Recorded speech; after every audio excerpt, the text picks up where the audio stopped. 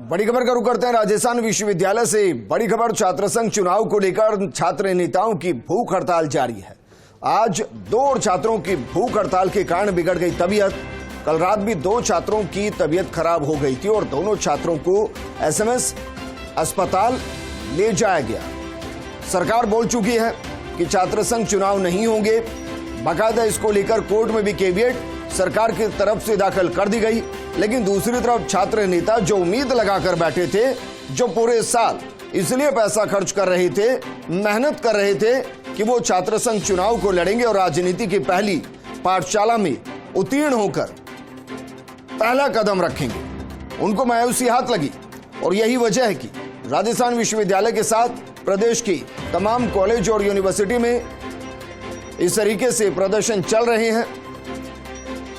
भूख हड़ताल की गई और भूख हड़ताल के दौरान 2 छात्रों की तबीयत अब और नासाज हो गई है, बिगड़ गई है। एसएमएस अस्पताल दोनों को ले जाया गया है। इससे पहले देर रात 2 छात्रों की तबीयत बिगड़ गई थी, उनको भी अस्पताल ले जाया गया था। सवाल यह है कि क्या वाकई में भूख हड़ताल के सामने सरकार अपने फैसले को वापस लेगी। मेरे सहयोगी भारत दीक्षित जुड़ गए। भारत, क्या वाकई में आपको लगता है कि भूख हड़ताल समाधान है उस समस्या का जिस पर पहले ही सरकार फैसला ले चुकी है कि छात्र संघ चुनाव नहीं होंगे?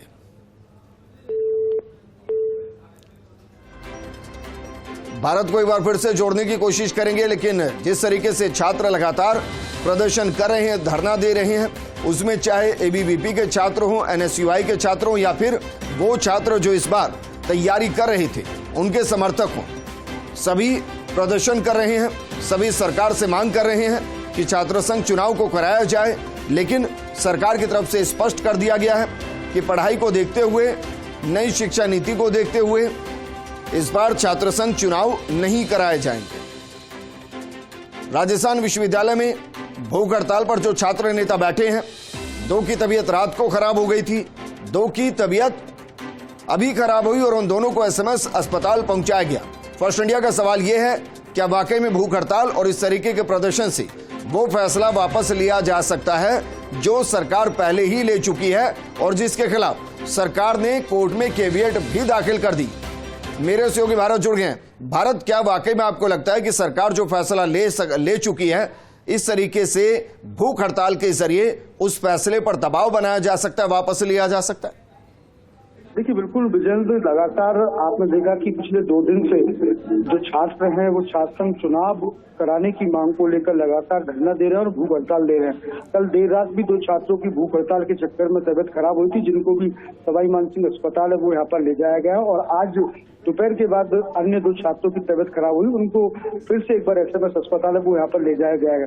देखिए, सरकार ने अपना रुख और स्थिति स्पष्ट कर दी कि छात्र संघ चुनाव इस बार नहीं होंगे और आदेश भी इसको लेकर जारी कर दिया गया। लेकिन लगातार जो छात्र नेता वर्षों से चुनाव की तैयारी कर रहे थे, लाखों रुपए उन्होंने चुनाव पर खर्च किया था, तो कहीं ना कहीं उनकी एक उम्मीद ही है कि हो सकता है सरकार उनकी जो भूख हड़ताल है, उनका जो धरना है, उससे कहीं ना कहीं उनका दिल पसीज जाए और उनकी मांग सरकार एक बार सुन ले और इस आदेश को विड्रॉ कर ले।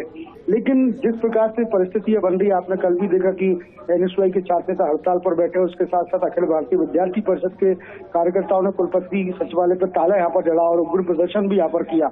लेकिन उसके बावजूद भी किसी प्रकार का कोई फर्क है वो सरकार पर फिलहाल अभी तक देखने को नहीं मिला है। इससे यही अंदेशा है और यही अंदाज लगाया जा सकता है कि सरकार ने अपनी स्थिति छात्र संघ चुनावों को लेकर स्पष्ट कर दी है। अब एक उम्मीद अगर छात्रों की बची है तो वो न्यायालय का दरवाजा है। हालांकि देखिए, छात्रों की ओर से हाईकोर्ट में याचिका छात्र संघ चुनाव के खिलाफ दायर कर दी गई है।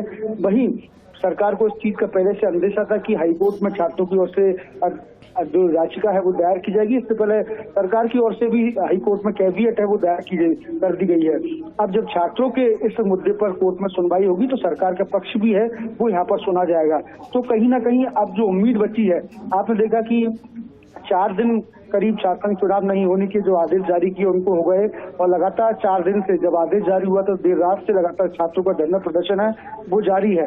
लेकिन सरकार की ओर से किसी भी मंत्री, कोई विधायक, किसी ने भी अब तक छात्र संघ चुनाव पर कोई बयान है वो यहाँ पर जारी नहीं किया है। यानी कि जिस प्रकार से मुख्यमंत्री अशोक गहलोत ने जब आदेश जारी हुए तो उससे एक दिन पहले अपना बयान दिया था, उसको लेकर तमाम जितने भी मंत्री और विधायक है वो पूरी तरह से चुप्पी साधे हुए हैं। इससे साफ ये स्थिति स्पष्ट होती है कि सरकार चुनाव नहीं कराने जा रही है। लेकिन अब जो छात्रों के पास उम्मीद बची है वो है कोर्ट का दरवाजा। अगर कोर्ट से छात्रों को राहत यहाँ पर मिलती है तो उनके लिए विजय होगी। जी भारत, क्या कोई छात्र संगठन अभी तक कोर्ट गया? अगर गया है तो तारीख क्या मिली है सुनवाई के लिए? देखिए, फिलहाल सरकार की ओर से जैसे कैवियत दायर की गई तो उसके बाद एक समाज सेवी शांतनु पारिक की ओर से छात्र संघ चुनाव को लेकर जो याचिका है वो यहाँ पर दायर की गई है। अब सबसे बड़ी बात होगी जब कोर्ट में याचिका गई है तो क्या क्या आधार यहाँ पर बनाया जाता है। देखिए, जिस प्रकार से आदेश जब जारी हुआ था छात्र संघ चुनाव का तो उसमें ये दलील दी गई थी कि लिंग दो कमेटी की अवहेलना हो रही है, नियमों का पालना नहीं हो रहा है। लेकिन सबसे बड़ा सवाल विजेंद्र इसमें यह देखिए, 13 साल के बाद चुनाव पर रोक लगाई जाती है तो क्या 13 सालों में लिंग दो कमेटी की पालना हो रही थी? अगर सरकार कोई भी रही हो, चाहे बीजेपी की रही हो चाहे कांग्रेस की रही हो, अगर लगातार लिंगदो कमेटी की अवहेलना हो रही है, और हम भी करीब 10-12 साल से छात्र संघ चुनाव कवर करते आए हैं और मुझे लगता नहीं है कि एक भी चुनाव में अब तक लिंगदो कमेटी की पालना यहाँ पर हुई है। इसके साथ साथ एक बहुत महत्वपूर्ण बात मैं आपको बताना चाहूंगा विजेंद्र, भारत, ऐसा कोई चुनाव मुझे लगता नहीं देश के अंदर होता होगा जिसमें नियमों की पालना होती होगी। शुक्रिया हमारे साथ जुड़ने के लिए।